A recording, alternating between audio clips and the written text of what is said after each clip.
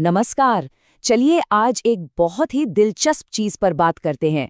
एक ऐसा नया और शक्तिशाली जरिया जिससे भारत न सिर्फ जलवायु परिवर्तन से लड़ सकता है बल्कि अपनी अर्थव्यवस्था को भी एक नई रफ्तार दे सकता है। जी हाँ, हम बात कर रहे हैं आर्टिकल 6 की। तो आखिर ये है क्या और भारत के भविष्य के लिए इतना अहम क्यों है, आइए समझते हैं। तो सबसे पहले इसी सवाल पर आते हैं। ये एक बहुत बड़ी चुनौती है ना? खासकर भारत जैसे तेजी से आगे बढ़ते देश के लिए। क्या तरक्की और पर्यावरण का रास्ता एक हो सकता है? पेरिस समझौते का एक खास हिस्सा इसी मुश्किल सवाल का जवाब देने की कोशिश करता है। देखिए, पेरिस समझौते ने ना जलवायु पर आपसी सहयोग के नियम ही बदल दिए हैं। अब हम एक बिल्कुल नए दौर में हैं, जहां देश मिलकर काम करने के लिए नए और बेहतर तरीके अपना रहे हैं।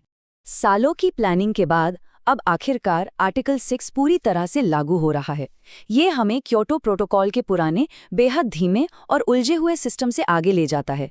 मतलब अब हमारे पास एक ऐसी व्यवस्था है जो कहीं ज्यादा पारदर्शी है और ये दुनिया भर के देशों के बीच सहयोग को पहले से कहीं ज्यादा मजबूत बनाती। तो सवाल ये है कि आखिर ये आर्टिकल 6 है क्या भला और ये काम कैसे करता है? चलिए इसको थोड़ा और आसान शब्दों में तोड़कर समझते हैं। इसे आप ऐसे समझिए जैसे ये ग्रीन प्रोजेक्ट्स का एक ग्लोबल बाजार है। ये देशों को एक दूसरे की मदद करने का मौका देता है। मान लीजिए एक देश अपने कार्बन उत्सर्जन में उम्मीद से ज्यादा कटौती कर लेता है, तो वो इन अतिरिक्त कटौतियों को कार्बन क्रेडिट के तौर पर किसी दूसरे देश को बेच सकता है जिसे अपने लक्ष्य पूरे करने में थोड़ी और मदद चाहिए। सीधा सा हिसाब है, हर एक क्रेडिट का मतलब है 1 टन कार्बन डाइऑक्साइड कम करना। तो फर्क कितना बड़ा है? कह सकते हैं कि हम एक बहुत ही जटिल और धीमी प्रक्रिया को छोड़कर एक मजबूत और पारदर्शी सिस्टम की तरफ बढ़ रहे हैं। इसका सीधा सा मतलब है कि प्रोजेक्ट्स जल्दी मंजूर होंगे, नियम सबके लिए साफ होंगे और कुल मिलाकर जलवायु को बचाने की हमारी कोशिशें ज्यादा असरदार होंगी। अच्छा, अब आते हैं इस विश्लेषण के सबसे अहम हिस्से पर कि ये नया ग्लोबल टूल भारत के भविष्य के लिए क्या मायने रखता है।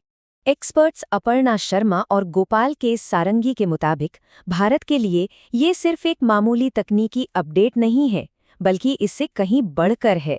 उनका मानना है कि ये भारत के आर्थिक और सामाजिक विकास को तेज करने वाला एक ताकतवर जरिया बन सकता है।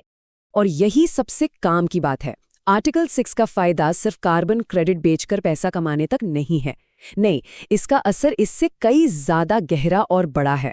सोचिए, आर्टिकल 6 से भारत के लिए कितने नए दरवाजे खुल सकते हैं।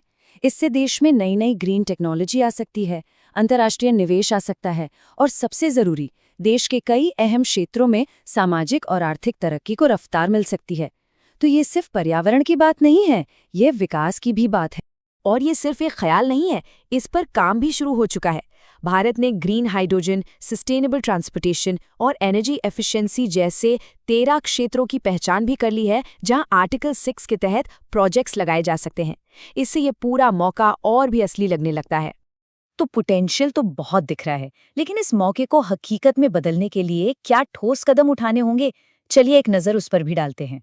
1600 दिन, ये नंबर सुनकर थोड़ा चौंक गए ना? पुराने सिस्टम के तहत एक कार्बन प्रोजेक्ट को रजिस्टर कराने में 4 साल से भी ज्यादा का वक्त लग सकता था। इससे पता चलता है कि सुधार की कितनी ज्यादा जरूरत थी और अब एक तेज प्रक्रियाएं इतनी जरूरी क्यों हैं। तो भारत को क्या करना होगा? एक्सपर्ट्स एक 4 पॉइंट का एक्शन प्लान सुझाते हैं। पहला, अपने घरेलू नियमों और व्यवस्था को मजबूत करना। दूसरा, प्रोजेक्ट्स को मंजूरी देने की प्रक्रिया को आसान बनाना। तीसरा, रिमूवल मार्केट बनाना, मतलब ऐसी टेक्नोलॉजी को बढ़ावा देना जो हवा से सीधे कार्बन खींचती हैं। और चौथा, दूसरे विकासशील देशों के साथ मिलकर काम करना। और इन 4 कदमों में से प्रोजेक्ट क्लियरेंस को आसान बनाना शायद सबसे जरूरी है। एक सिंगल विंडो क्लियरेंस सिस्टम बनाने से न सिर्फ कीमती वक्त बचेगा, बल्कि ये दुनिया भर के निवेशकों को भी आकर्षित करेगा। असल में रफ्तार ही कामयाबी की कुंजी है। तो आखिर में हम इसी सवाल पर आके रुकते हैं। आर्टिकल 6 में वो दम तो है कि वो भारत के आर्थिक विकास और जलवायु लक्ष्यों को एक साथ लेकर चले, पर क्या ये सच में भारत के ग्रीन ग्रोथ का इंजन बन पाएगा? इसका जवाब तो आने वाले वक्त में उठाए गए कदमों से ही मिलेगा। इस पर सोचना जरूर बनता है।